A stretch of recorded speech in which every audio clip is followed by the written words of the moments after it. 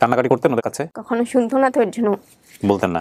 তো যখন মন খারাপ হতো কাকে বলতেন? কাউকেই না। আমার কথা মনে পড়ে না? যেই মুহূর্তে সে আমাদেরকে রেখে চলে গেছে তার এটা উচিত হয়নি। জাস্ট ইমাজিন বাধ্য হয়ে যেতে হচ্ছে মানুষের বাসায় কাজ করতে। বাবাটাও হুট করে একদিন মারা গেল, বাবার লাশটা। ওয়ালাইকুম প্রিয় দর্শক এবং শ্রোতা, আল্লাহ সর্ব অবস্থায় আমাদের সবার মঙ্গল করুন সেই দোয়া এবং শুভকামনা জানিয়ে শুরু করছি। আমি কিবরিয়া আপনার সঙ্গে রয়েছি এবং আপনারা দেখছেন স্টুডিও অফ ক্রিয়েটিভ আর্টস লিমিটেডের সামাজিক যোগাযোগ মাধ্যমের জন্য নির্মিত অনুষ্ঠান আপন ঠিকানা।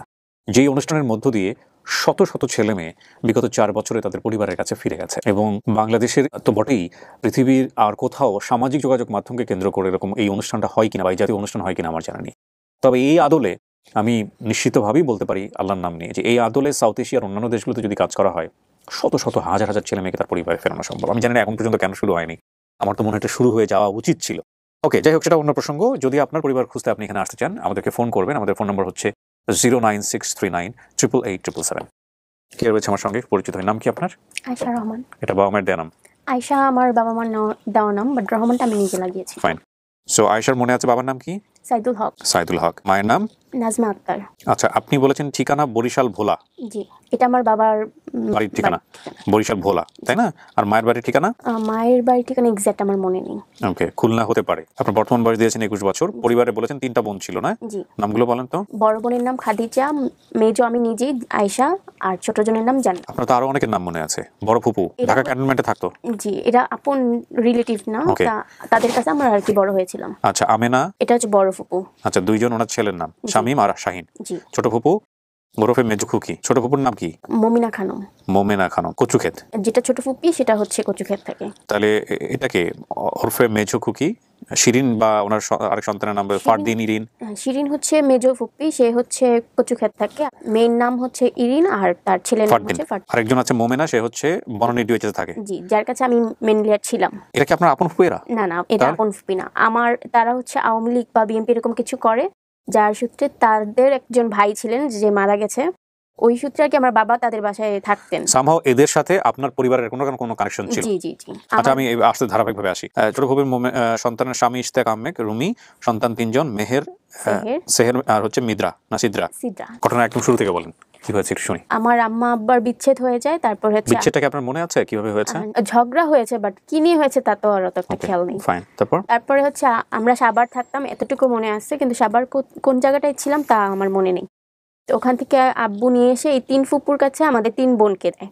আমি ছিলাম ওল্ড ডিওএইচএস বনানীতে, বড় বোন ছিল হচ্ছে ক্যান্টনমেন্টে, আর হচ্ছে ছোট বোন ছিল কচুক্ষেতে। আচ্ছা। তো আব্বা মারা যাওয়ার পরে আমাকে জানাইছিল যে আব্বা মারা গিয়েছে, কিন্তু আব্বার কাছে নিয়ে যাবে আমাকে সেটা বলছে, বাট আমাকে নিয়ে যায়নি। এরকম রাতে বলছে, সকাল করছে, দুপুর করছে, বিকাল করছে, এরপরে বলতেছে আমার আব্বাকে নাকি গ্রামে নিয়ে গেছে। তো আমাকে আর দেখতে যেতে দেয়নি। আর আমরা যে 3 বোন 3 ফুপুর কাছে ছিলাম, তো আব্বা মারা যাওয়ার আগ দিয়ে বড় ফুপুর কাছ থেকে আর হচ্ছে মেজো ফুপুর কাছ থেকে আমাদের 2 বোনকে নিয়ে গেছে, আর আমি বনানীতেই ছিলাম, আমাকে নেয়নি। বাবার সঙ্গে দেখা হতো আপনার? কচুক্ষেত এলাকার মধ্যে ফার্ম গেট যেটাকে বলে, ওইখানে আব্বা লাস্ট মুহূর্তে একটা গার্ডের জব করছে। আব্বা আসতো মাঝে মধ্যে ক্যান্টনমেন্ট আসতো, বাট আমার কাছে আসতো না, মানে ওল্ড ডিওএইচএস বনানীতে আসতো না। আর মা কোথায় তখন?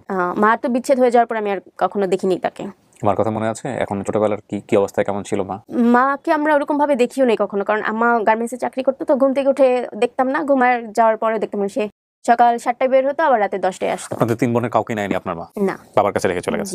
বাবাও রাখতে পারে না, এই জন্য 3জনকে 3 বাসায় দিয়েছিল। বাবা মারা গেছে খবর আপনাকে বলা হলো, বাবাকে দেখতে পেরেছিলেন? ওই যে নিয়ে যাবে বলছি, বাট নিয়ে যায়নি। জানাইছে এতটুকু যে আব্বা অসুস্থ ছিল, রাতে বেলা আব্বাকে ঢাকা মেডিকেল নিয়ে গেছে, আমাকে বলছে যে আমি তোমাকে সকালবেলা নিয়ে যাব, কিন্তু সকালবেলা আমি উঠে রেডি হয়েছিলাম, বাট আমাকে নেয়নি। ফুপকি কখনো জিজ্ঞেস করছেন যে তুমি এরকম করছো কেন? না, ওটা আর জিজ্ঞাসা করিনি। বাবা মারা গেলেন, তার মানে এরপরে বাবা কখনো আর আসেননি? না।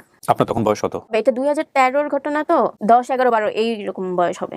আমি জানি না এই প্রশ্নটা করাটা উচিত হবে কিনা, তারপরেও আমি করি আপনাকে। হ্যাঁ, এই মেমোরিগুলো আপনার যখন আসে মাঝে মাঝে নিজের মধ্যে, আপনি সার্ভাইভ করছেন কিভাবে? একটু কষ্ট হয়েছে, বাট করে ফেলছি। মানায় নিছেন? জি। কান্নাকাটি করতেন ওদের কাছে? কখনো শুনতো না তো এর জন্য বলতেন না। যখন মন খারাপ হতো কাকে বলতেন? কাউকেই না। জাস্ট ইমাজিন যে মা ছোটবেলায় নাই, থেকেও নাই, বাবা মায়ের বিচ্ছেদের কারণে ওদেরকে বাধ্য হয়ে যেতে হচ্ছে মানুষের বাসায় কাজ করতে। বাবাটাও হুট করে একদিন মারা গেল, বাবার লাশটাও দেখা হলো না। সবচাইতে ভয়ঙ্কর হচ্ছে মানুষের প্রত্যেকের জীবনেই কষ্ট আছে, কম বেশি আছে, আপনার আছে, আমার আছে, আপনি দেখছেন যার, তার হয়তো এর চেয়েও বড় কষ্ট আছে, আমার হয়তো তার থেকেও বড় আছে, কিন্তু কষ্ট এক্সপ্রেস করতে না পারার যে কষ্ট, এটা খুব রেয়ার। ওইটুকুন একটা বাচ্চা, তার বলার কোনো জায়গা নাই, যাওয়ার কোনো জায়গা নাই। একটু ইমাজিন করেন, আর আমি চাই আপনি বেশি করে ইমাজিন করেন, যাতে করে আপনি ওর জন্য কাজ করেন। এরপরেও ওর ফ্যামিলি খুঁজতে এসছে, নিশ্চয়ই ওর বন্ধুকে খুঁজতে এসছে। চলুন একটু শুনি, এরপর কি হলো? এরপরে আব্বা মারা যাওয়ার পরে খুব মারধর করতো, আর আমার যাওয়ার কোথাও জায়গা ছিল না, তো একটু থেকে কিছু হইলেই বলতো বাসা থেকে বের করে দিব, বাসা থেকে বের করে দিব। আমি যে অলরিচিস বনেটনিতে ছিলাম, তার যে 3 মেয়ে, তাকে একটা টিচার পড়াইতে আসতো, উনিও মহিলা ছিল, তো সেই জিনিসগুলো দেখতো। তো সে আমার সাথে খুব ফ্রি ছিল দেখে আমি তাকে বললাম যে এইসব ঘটনা, আমাকে তো খুব মারধর করে, আমি দরকার পড়লে আপনার বাসায় সব কাজ করে দিব, কিন্তু আমাকে এখান থেকে একটু নিয়ে যায়। তারপর হচ্ছে আমাকে 100 টাকা দিয়ে যায়, তো আমি বিকালবেলা বের হয়ে যাই। বের হয়ে যাওয়ার ওনার বাসার জন্য? হ্যাঁ, ওনার বাসার জন্য। জয়দেবপুর যে আপুকে ফোন দিলাম, আপুর ভাই বোন যাদেরকে আছে পাঠাইলো, পরে আমাকে বাসায় নিয়ে গেলো। ওখানে আমি 2-3 বছর রয়ে গেলাম। মানে একদম গোপন ভাবে? হ্যাঁ, একদম গোপন ভাবে। তবে তারা মানে যে ফুপুর বাসা থেকে পালাই গেছি, তারা সন্দেহ করছে যে আমি এই মেয়ে টিচারের সাথে গিয়েছিলি, তো তারা খোঁজার চেষ্টা করছে, তবে পায়নি আমাকে। তো তারপর? করোনার টাইমে জয়দেবপুরই ছিলাম। করোনার পরে ওই মেয়ে টিচার আবার হোস্টেল নিল, হোস্টেল চালালো। এটা হচ্ছে আপনার ইয়েতে ছিলাম আমি এক বছরের মতো। জি। ওই হোস্টেল বিজনেসে আমি হেল্প করতাম। তো এই হোস্টেল বিজনেস হওয়ার পরে আমার উপরে প্রেশার খুব বেশি পড়তেছিল কাজের, কারণ সে এতগুলো হোস্টেল প্লাস তাদের 50-60 জন মানুষের খাবার রান্না করা, সকালে তাদের জন্য রুটি বানানো, দুপুরে খাবার দেওয়া, রাতের খাবার দেওয়া, এগুলো সব আমি করতাম। এভরিথিং, রান্না বান্না কাটাকাটি সব, কোনো বুয়া রাখতো না, কারণ আমি এগুলো একাই পারতাম, এর জন্য আমাকে দিয়ে করে। তো বুয়া নিলে কষ্ট আরো বেশি পড়তো, এর জন্য আমাকে ইয়ে করেনি। এরপরে হচ্ছে একদিন ভাত চুলাই দিয়ে আমি মাস্টার বেডরুমে বসেছিলাম, এটা সে বাইরে চলে গেছিল, তো হোস্টেলের মেয়েরা ভাবছে আমি বাসায় নাই। তো আপুকে ফোন দিছে যে আয়শা বাসায় নেই, ভাত পুড়ে যাচ্ছে। তো আপু আবার বাজার করতে গেছিল, আপু ওখান থেকে ফেরত আসছে, এসে দেখছে আমি ভাত মার গেলে ফেলেছি, কিন্তু এসে তারপর আমাকে বকাবকি করছে। বকাবকি করার পর আমার রাগ উঠছে, পর আমি আবার জয়দেবপুর চলে আসছি তার মার বাসায়। তার আগে আমার হাজবেন্ডের সাথে আমার পরিচয়, উনি টেস্টিটিউটের জব করতেন, ম্যানেজার ছিলেন, তার সাথে পরিচয় হয়েছে। তো ওখান থেকে আমি যখন চলে আসছি তখন তার কাছেই আসলাম। তো আমি রাতে জানিয়ে দিয়েছিলাম আপুকে যে আমি সকালবেলা চলে আসবো, হোস্টেলের নাস্তা দেওয়ার আগে আমি ফজরের সময় চলে আসবো। কিন্তু আপু রাগ করে বললো যে না, তোমাকে আর আসতে হবে না, তুমি আমার মার বাসায় যাবে না, তুমি আসবে না। তো ওখান থেকে আমার হাজবেন্ড সে শুনলো, সে শুনে আর আমাকে যেতে দিল না। তারপরের দিনই সে আমাকে বিয়ে করেছে। এরপর আমরা রাজশাহীতে চলে গিয়েছিলাম। আচ্ছা, আপনি লেখাপড়া করেছেন? আব্বা থাকতেই আমি ক্লাস 2 পর্যন্ত পড়াশোনা করছি, এরপরে আর হয়নি। আপনার ভাষা এত সুন্দর, এত সুন্দর করে উচ্চারণ, এগুলো কি ওই ওই পরিবেশেই থেকে আপনি জি শিখেছেন? জি জি। তো আপনি বলছিলেন যে এদেরকে আপনি চেনেন, কোথায় আছে কি, এদের কাছে গিয়ে কি খোঁজটা বের করা যায় না যে আপনার বাবার বাড়ি কোথায়? হ্যাঁ হ্যাঁ, বের করা যায়, তবে তারা দিচ্ছেন না তো পরিচয়টা। আপনি গিয়েছিলেন? হ্যাঁ, আমি আর আমার যে আপুকে নিয়ে আসছি, সেই আপু সহ আমরা গিয়েছিলাম। তারপর? আমার বড় বোন বড় ফুপুর বাসায় আসে আমাকে খোঁজার জন্য, বলে যে যদি কখনো আমি যাই তাহলে আমার নাম্বারটার জন্য দেওয়ার জন্য। আমি নিজেও যখন গিয়েছিলাম তখনও আমি আমার নাম্বার দিয়ে এসেছি, আপুর নাম্বার দিয়ে এসেছি, যে আপু কখনো যদি আমাকে খুঁজতে আসে আমার নাম্বারটা যেন দেয়। তবে সে বলছে যে ঢাকা মেডিকেল থেকে আমার বাবার আইডি কার্ডটা বের করা যাবে, যার কারণে আমি জন্ম নিবন্ধন, ভোটার আইডি কার্ড কিছু করতে পারতেছি না। এগুলো কি ওনাদেরকে বলেছেন আপনি? হ্যাঁ, বলেছি। ওনাদের প্রতিক্রিয়া কি? ওনারা যখন আমি বসেছিলাম তাদের সামনে, তারা বলছে আচ্ছা ঠিক আছে, করে দিব করে দিব, গরিব মানুষ করে দিব। কিন্তু এরপর আমি আসার পরে অনেকবার ফোন দিয়েছি, তাদেরকে বলেছি, বাট তারা করছে না, মানে আগ্রহ দেখায় না? কোনো আগ্রহ দেখাচ্ছে না। আসলে এগুলো তো ওনার বক্তব্য, আমাদের আসলে কি বলার আছে বলেন? আপনার বাবাকে চেনে না, ওনার কোথা থেকে দিয়েছিল, কেন কেন নিয়ে এসেছিল? আমার বাবার সম্পর্কে তারা সবকিছু জানে, কারণ আমার আব্বা তো তাদের বাসায় ছিল তখন, তো ফুপুরা তো আমার মতো বয়সেরই ছিল তখন। হ্যাঁ। এরপরে আব্বা আবার অনেক বছরের জন্য তাদের থেকে আলাদা হয়ে গেছে। যখন আব্বা আবার বিয়ে করলো তখন আবার একসাথে হয়েছে। আমার ফ্যামিলির ছবি আছে। ফ্যামিলির ছবি জি জি আছে, আপনি এখানে দিয়েছেন বোধহয়। জি এইটা? জি এখানে বাবা আপনার আছে? জি, বাবা মা আমরা 3 বোনের ছবি আছে এখানে। এই ছবিটা নিশ্চয়ই আপনাদের এতক্ষণ মহিউদ্দিন দেখিয়ে দিয়েছে। হ্যাঁ। আর এটা আপনি? না, এটা বড় বোন। বড় বোন। এই ছবিগুলো দেখিয়ে দিয়েছে নিশ্চয়ই। এই ফুপুদের বাসায় কি উনি সিকিউরিটি গার্ড ছিল? না না না, ওটা হচ্ছে সে ওই আমরা 3 বোন ওই এরিয়ার ভিতরে ছিলাম, তো আব্বা ওই ফার্ম গেটের ওখানে। এখন আপনি কাকে খুঁজতে আসছেন? এখন মূলত আমি আমার 2 বোনকে খুঁজতে আসছি। কেন, মার কথা মনে পড়ে না?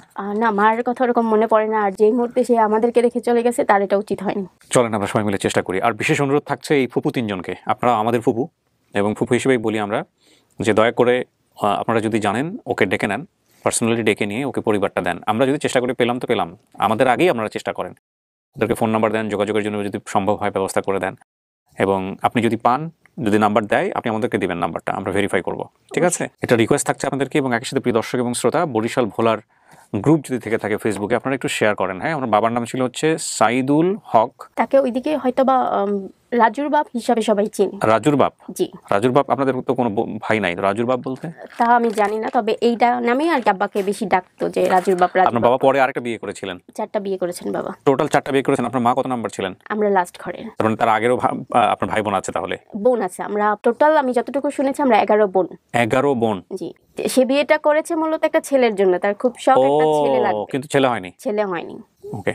আর বরিশালে আমি যতটুকু জানি যে আমার যে আরো বোন আছে তাদেরকে আব্বা খুব সেটেল করে দিয়ে তারপরে লাস্ট বিয়েটাই করছে, আমরাই আর কি একটু আলাদা পড়ে গেছি। চলেন আমরা একটু চেষ্টা করি প্রিয় দর্শক এবং শ্রোতা, একটা ভালো সংবাদের প্রত্যাশা আমরা শেষ করছি। আসসালামু আলাইকুম। কিছু বলার বাকি আছে? না। কিছু বলার বাকি নেই।